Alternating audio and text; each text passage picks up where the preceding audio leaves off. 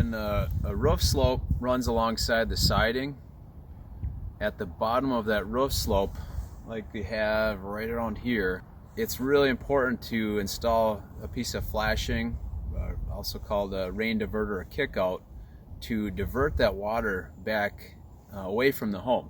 A lot of times in years past, torn off siding, and we've seen a lot of rotted wood, rotted materials behind that, because water can really work its way back there. Especially when you have a window like you have right at the bottom of it, water can often hit that window, and if that window is not flashed perfectly, and it might fail over time, that water can get right behind there, and you might not know that wood's rotting until someday when you re-side. So we've seen where the kickouts are installed in a lot of places in here, but there's actually more spots where it's not. So that'd be something to think about getting those added.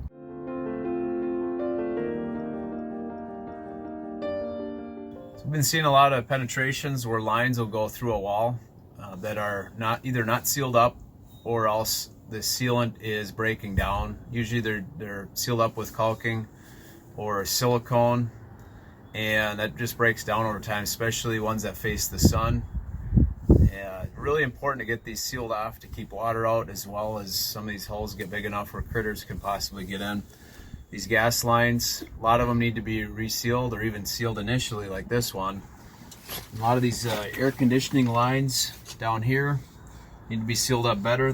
Notice this trim's missing, so we need to get a trim piece here for this. But then also with these AC lines, there's foam around them. What's best to do is recess that foam back.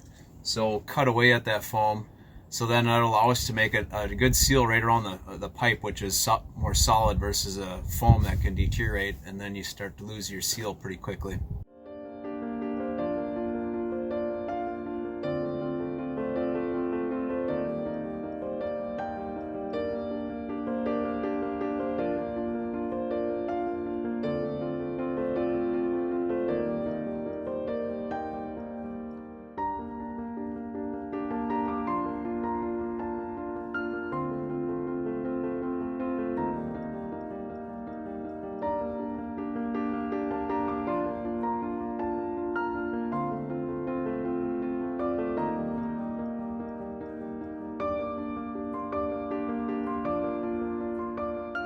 We've been finding a lot of holes and cracks in the siding throughout the community here.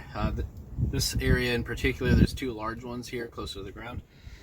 Not only is it aesthetically unappealing, but it does expose the house rat behind it to weather elements.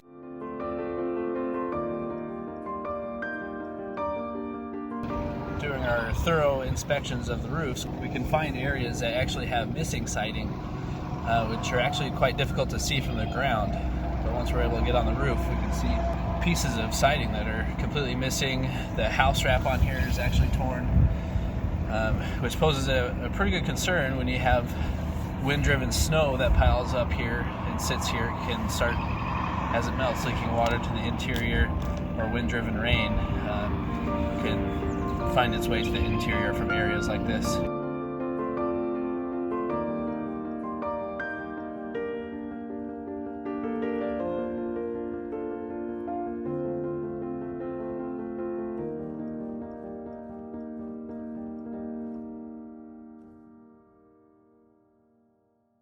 Right out here we've been finding quite a few different soffit issues. In some areas, such as this one here, the soffit panels have fallen down, and in a strong wind, the wind could catch those panels and start blowing a lot more off. We've also seen areas where some of the soffit is pushed up, and some areas where the soffit is being pushed down for some unknown reason.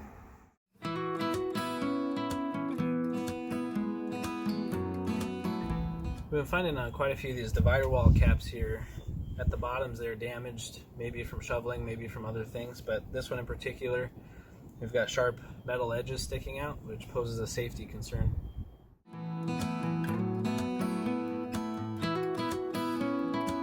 On many of these garage door jambs out here, we've been finding quite a bit of damage to the wraps that are covering the wood behind here, and also here at the bottom there's A lot of corrosion going on, which typically happens from ice melt and salt components used during the winter time that can start corroding away at the aluminum that's covering the wood. Through our inspections, we've seen quite a few garage doors that are rusting at the bottom of them.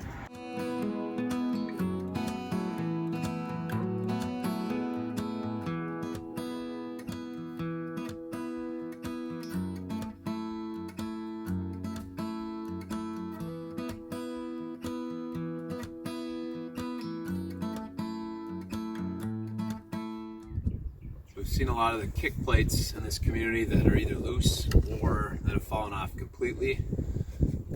A lot of what's going on is they just glue it on, which typically doesn't last very long, or in some cases they nail it in, but it's just not going into the concrete very well. So what a real good solution can be is using a PVC product that it's not wood, so you don't have to paint it, it doesn't rot. Then also using concrete anchors that's going to hold it in here for decades. Another thing that we came across, which is common with these wood exterior entry doors, is that it starts to rot at the bottom. The rain will come down here, it'll rest in this area, splash up onto it, melting snow. It's real common that these areas will start to deteriorate. They need to be painted very often. And when they're not protected with paint or stain, that water will start penetrating in here, and a lot of them are rotted pretty good. So you need to keep that in mind. Eventually, if it rots enough, these doors really should be replaced.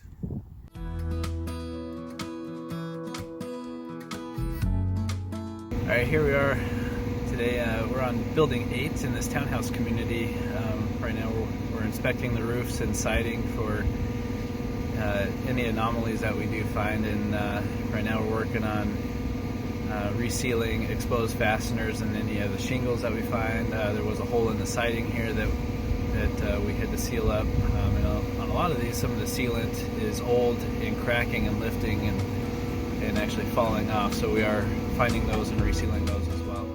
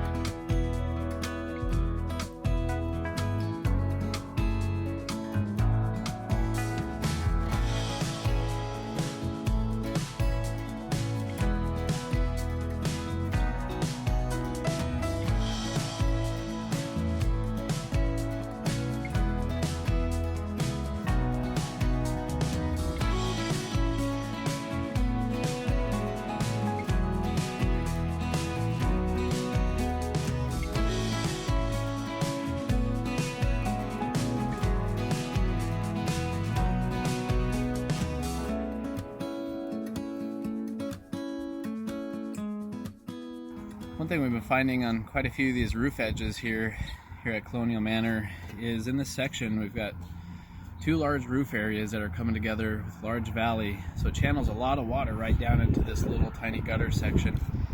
On this roof edge, there isn't adequate roof edge flashing to prevent the water from going inside the soffit and then finding its way inside the home. We first came across this incident trying to trace down a water intrusion concern on one of the homeowners here where they're having water damage on the interior wall, and that's what we determined it was caused from, was inadequate roof edge flashing where water is pooling up and getting inside the home. There are a couple options to that would correct this issue. One, which would be an easier option, is during a full roof replacement. It's a lot easier to install proper flashing along these roof edges. It can be done without a full roof replacement.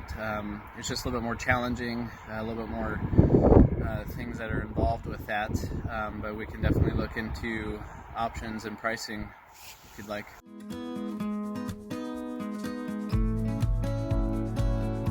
We often find some different anomalies going on with some roof sheathing, some high spots and low spots.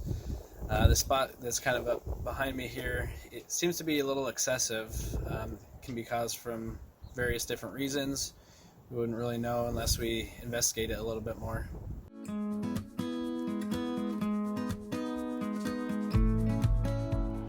So one thing that was nice that Justin noticed was this dish behind me here. The installer did not use gaskets. Most installers, dish installers will, but these did not, so he siliconed around all those. And then it looks like he must have moved from his original location. He moved the dish over, and where his bolt once was just a wide open hole. He never sealed that off.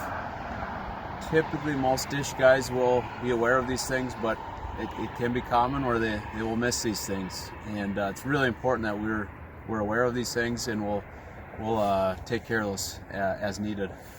So when we're doing roof inspections, a lot of times we'll see marks in a shingle like this, and you can tell that somebody's been up here trying to remove ice with either a chisel or a metal shovel, and you can tell it's not a good idea. It certainly decreases the lifespan of a shingle, can even put holes in it, and you start creating chances for water to get in.